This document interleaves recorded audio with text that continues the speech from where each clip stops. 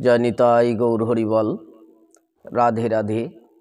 শ্রদ্ধেয় সাধুগুরু বৈষ্ণব চরণে এই অবাজনের অসংখ্য দণ্ডবত। তো আজকের আলোচনার বিষয় শ্রীমদ্ ভাগবত। এই তত্ত্বকথার মধ্য দিয়ে আমরা সেই ভগবানের লীলা গুণগান কথা শ্রবণ করব। তো যাই হোক, এই ভগবানের লীলা গুণগানের কথা আলোচনা করতে গিয়ে অনেক হয়তো ভুল ত্রুটি রসাভাস হবে। তার কারণ এই ভগবত তত্ত্বকথা আলোচনা করতে একটু বিদ্যা বুদ্ধির প্রয়োজন হয়, তো একটু শাস্ত্র অনেক কিছু আমাদের জানতে হয়। তা সেসব আমার মধ্যে তেমন কিছু নেই। আপনারা মহৎ সাধুগুরু বৈষ্ণব, আপনাদের চরণধূলি পাওয়ার জন্য, আপনাদের কৃপা পাওয়ার জন্য এই হরিকথা কৃষ্ণ কথা, যাই হোক, একটু সাধু সঙ্গে আসার চেষ্টা করি। আপনারা মহৎ গুণে আমাকে একটু কৃপা করবেন যেন এ পথের পথিক হয়ে চলতে পারি। তো আজকের আলোচনার বিষয় হচ্ছে রাজা পরীক্ষিত কর্তৃক কলির শাসন। রাজা পরীক্ষিত কলিকে কিভাবে শাসন করলেন এ বিষয়ে কিছু জানবো আমরা। তাহলে এই কলি কেন রাজা পরীক্ষিতের হাতে দণ্ডায়মান হলেন? তো এক বৃষ, সেই বৃষ, সেই ধর্মরূপী বৃষ সেই জঙ্গলে এক পায়ের উপর দাঁড়িয়ে আছে। তা এক পায়ের উপর যখন দাঁড়িয়ে আছে, এই কলি গিয়ে তার ছদ্মবেশে কি করছে? বেত্রাঘাত করছে। এ মতো সময় রাজা পরীক্ষিত যখন শিকারে গেলেন, তো শিকারে গিয়ে দেখতে পায় এক পায়ে যখন বৃষ দাঁড়িয়ে আছে আর কলি বেত্রাঘাত করছে। তো এই বেত্রাঘাত দেখে রাজা পরীক্ষিতের ভীষণ কষ্ট হলো। একই যিনি এক পায়ে দাঁড়িয়ে আছে, যে এই পশুটা, তাকে কিভাবে বেত্রাঘাত করছে? কে এই নির্দয় প্রাণী? তো সামনে গিয়ে যখন বলছে তুমি কে, তা তখন কলি কিছু বলছে না। আর সেই বৃষ তো নয়নের জল ফেলে রাজা পরীক্ষিতের সামনে কাঁদছে, ভীষণ কাঁদছে। কেন? যে তাকে এইভাবে যে বেত্রাঘাত করছে।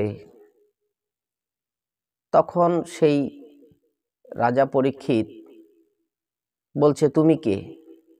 এইভাবে নির্দয়ী হয়ে তুমি এই বিশ্বটাকে বেত্রাঘাত করছো। তা যখন এই কথা বলছে,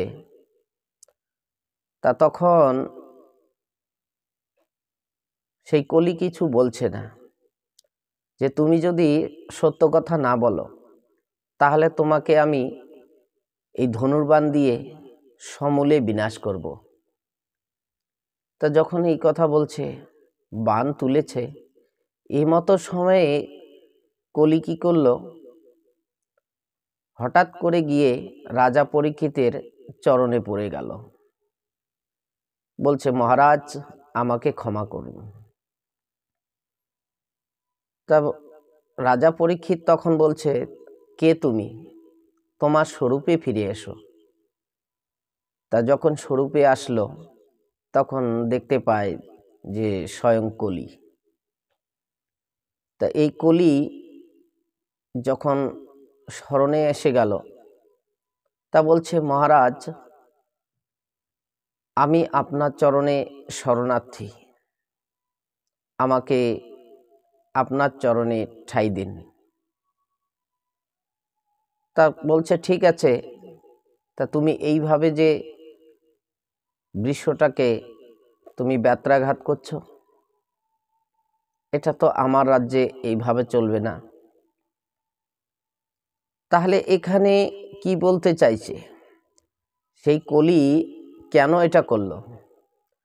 তাহলে রাজা পরীক্ষিতকে বলছে, এখন তোমার আর এই ধর্মকর্ম চলবে না, তোমার এখন এগুলো গুটিয়ে নাও, এখন আমার রাজ চলবে। এখন যে কলিযুগ শুরু, এখন আমার অঙ্গুলের হেলনিতে সমস্ত কিছু চলবে। কেন? আমি অধর্ম, এখন আমার কথায় এই রাজ্য চলবে। আমি মানুষকে অধর্মের পথে চালিত করব, অসত্যের পথে নিয়ে যাব। তাহলে যখন এই কথা বলছে, তখন রাজা পরীক্ষিত বলছে যে না, আমি বেঁচে থাকতে তোমাকে এই অধর্ম করতে দেব না, তোমাকে অধর্ম করতে দেব না। তাহলে পরীক্ষিত বলছে অধর্ম করতে দেব না, আর কলি অধর্ম করবে। তা যখন বান তুলেছে, তখন বলছে দেখুন, নিয়তিকে আপনি বদলাতে পারেন না, এখন আমার রাজত্ব চলবে, এখন আমার রাজত্বেই সারা এই জগৎটা আমি চালিত করব। তা আমার এই যে আভূষণ, যে অলংকারে আমি অলংকৃত, তা দিয়ে আমি জগৎকে নাচাবো। তাহলে এই কলি কি দিয়ে, মানে সমস্ত তার অঙ্গের ভূষণ কি দিয়ে প্রশংসিত? তাহলে ক্লেদ, কালি, ময়লা, অহংকার, দর্প, হিংসা, কূটনীতি, সমস্ত কিছুতে দিয়ে কলি পরিপূর্ণ। তাহলে এই কলিকে যদি আমরা আশ্রয় করি, তাহলে কিন্তু আমরা কখনো ধর্মপথে চালিত হতে পারবো না। তাহলে কলি যদি এই রাজ্যের রাজা হয়, আর কলি দিয়ে এই কলির শাসনে যদি আমরা চলি, তাহলে তো কেউ ধর্মপথে চলতে পারবো না। তাহলে মানুষ কি ধর্ম করবে না? তাহলে মানুষ ধর্ম কোথায় পাবে? তাহলে ধর্ম আছে, যার জন্য রাজা পরীক্ষিত কি করলো? যে বান তুলে নিল, যে তোমাকে আমি সমূলে বিনাশ করব। তখন কলি এতটাই চতুর, যখন উনি রাজা পরীক্ষিত বান তুললেন, তখন কলি গিয়ে তার চরণে শরণ নিলেন। শরণ নিয়ে কি করলেন?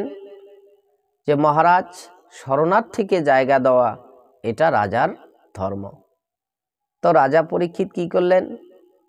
ঠিক আছে, তুমি যখন আমার শরণে এসে গেছো, তবে তোমাকে আমি বিনাশ করব না, তোমাকে আমি থাকার জায়গা দেব।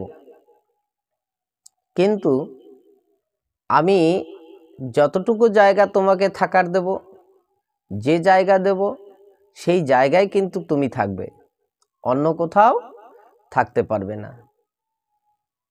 তো কলি কি বললেন? কলি বললেন ঠিক আছে মহারাজ, আপনি যেটা ধার্য করবেন আমি সেটুকুর মধ্যেই থাকব। তাহলে এবারে এই যে কলি যে জায়গাটা পেলেন, সেই জায়গাটা কি? তাহলে এই জায়গার বিষয়ে আমাদের আগে জানা দরকার।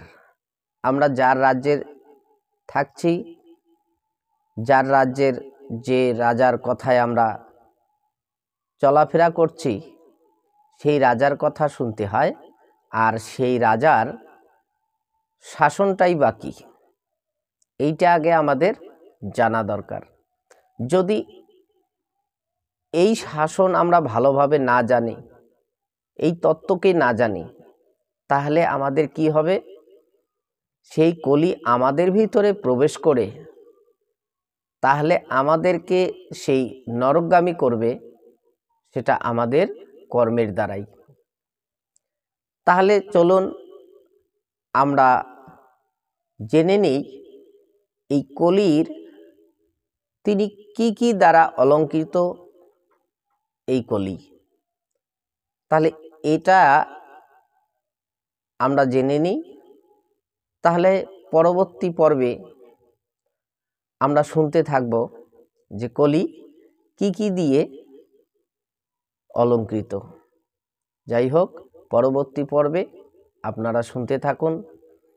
যদি এই ভিডিওটি আপনাদের ভালো লাগে, হরিকথা ভাগবত কথা, অবশ্যই এই রাধারানী 100% চ্যানেলটি সাবস্ক্রাইব করুন এবং বন্ধুবান্ধবদের শেয়ার করুন এই হরিকথা কৃষ্ণ কথা। তো সুখে থাকুন, শান্তিতে থাকুন, ভগবানের নাম করুন। রাধে রাধে, হরে কৃষ্ণ।